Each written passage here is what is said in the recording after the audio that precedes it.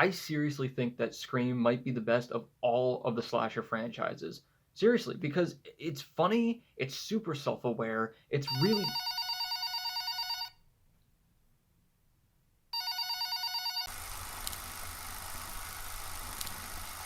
Welcome back to the channel, guys. Today our movie in the middle is Scream 2022.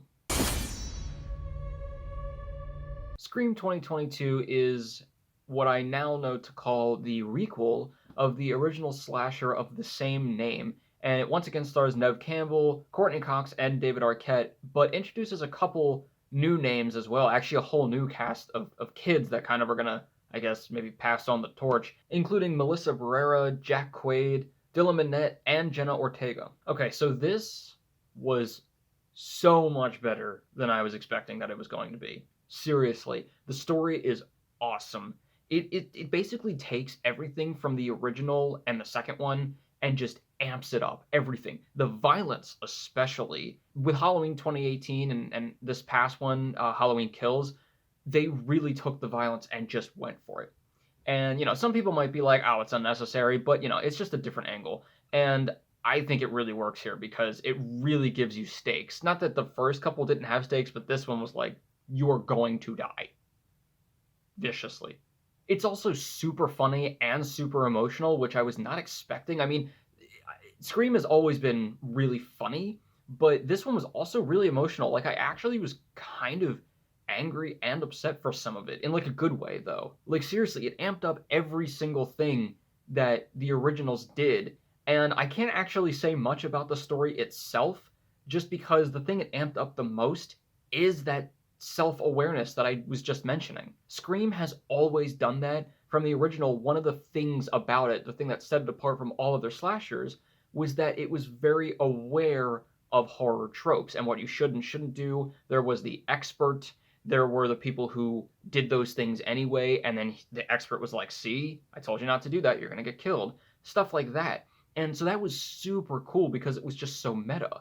But this one's like 5 times more meta than the original, or even the second one, if you've seen that one, which, as you know, took that even further. This one's like 5 times more meta than that, which I guess makes sense because it is Scream 5.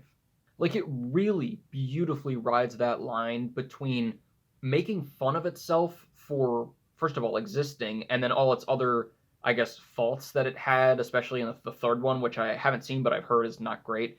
And then on the other side, actually being a good, genuinely good story, and really well played out. I can't. The movie is the movie.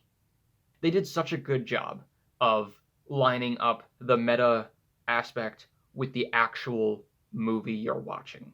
But I think the thing that I particularly loved the most about all of that was that they kind of targeted and at times sort of attacked horror fans, particularly recent horror fans who really love highbrow horror, things like The Witch and Get Out and Us.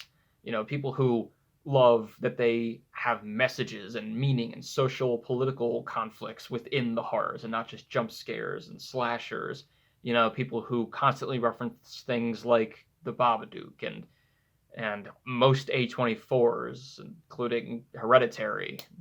I mean, guys, those people are so annoying, right? There actually is one thing that is referenced in the movie, I think on purpose, that has nothing to do with horror movies. And if it was on purpose, it was a genius Easter egg.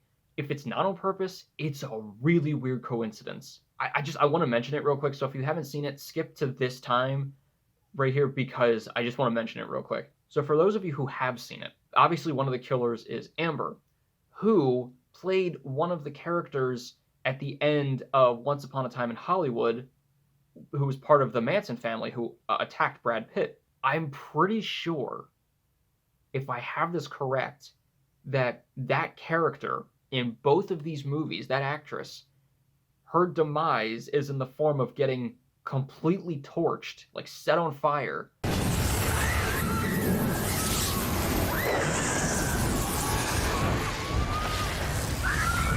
And then she also has a moment where you think that she's dead, but then she has one last, like, screaming, psychotic run at the character with a knife, and then she gets killed for sure.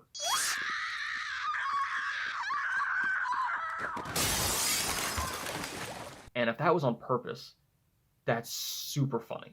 But yeah, like I said, the whole story was just so emotional. I mean, it's so cool to see the OGs coming back, and even within the movie, they're super highly respected and loved.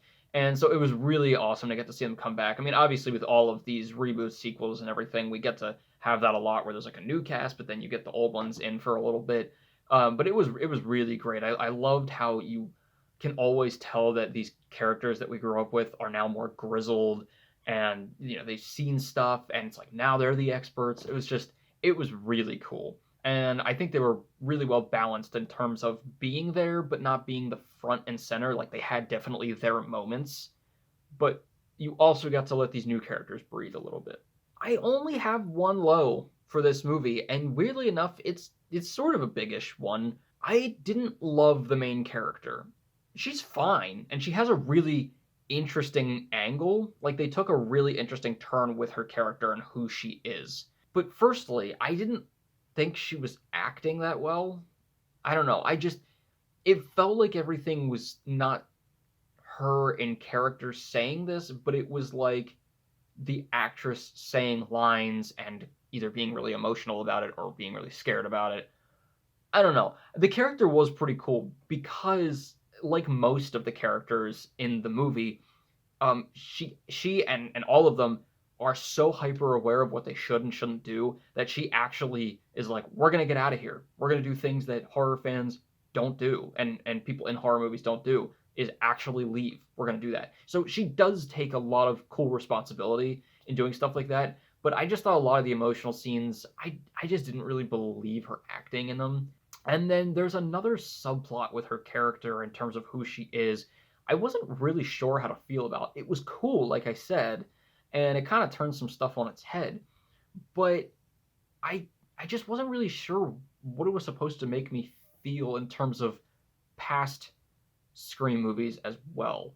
And it feels like it should have either not been there or been there more, and it was only there a little bit, and I wasn't really sure how it was supposed to make me feel about certain characters. Yeah, that was the only thing I think I had that was a low, and even then, it didn't really take away from the movie for me because, as you know, Scream has main characters, but it's an ensemble of people, and so you get to see scenes with all of these people, with the OG characters and all these new characters, and honestly, they all did a really great job.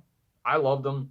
It was once again one of those movies that, like, with all the screams, it has you guessing until the end, and it's so annoying because with how Scream is, I didn't even want to try to guess at the beginning of who I thought it was because it just makes me annoyed when I'm wrong. And then of course it has all these little Easter eggs or things that it's like, oh, it's probably them, but maybe the movie wants me to think that, so it's not them, but then maybe it is. So overall, Scream 2022 was super good. I loved it. It was so much fun. It was so entertaining. It did all the right things at all the right times. Like I said, it really rode that line well of like meta, but also a genuinely good story. I do think that it's something they cannot do again. I really, as much as I like a lot of the new characters we got, I don't think there should be another. I really think this should be it because it was a good close out movie for the original characters. It was fine to have just these new characters in this one, and if they're going to make a sixth one, they would have to go even more meta.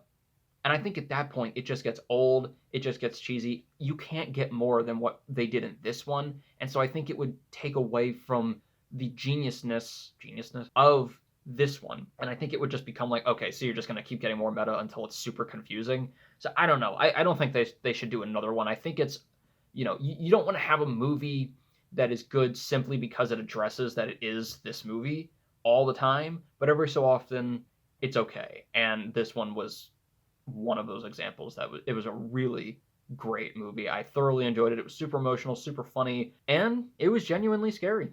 I'm going to give Scream 2022 a 3.5 out of 4. I will say a lot of people, including myself, are like, why are they just naming it Scream? It's kind of like Halloween 2018. Now you have to, like, when you're looking it up, be like Scream or Scream 2022, and that's really annoying. I will say, I do think that there was a purpose to it. I don't know if it was on purpose or if they were just being dumb, but I think there may have been a purpose to just calling it Scream. Guys, let me know what you thought of the new Scream movie, and let me know if you think they should make another one, or if you think that this was a good one to end on. And as always, keep your hopes high, your stress low, and movies right in the middle. I'll see you guys later.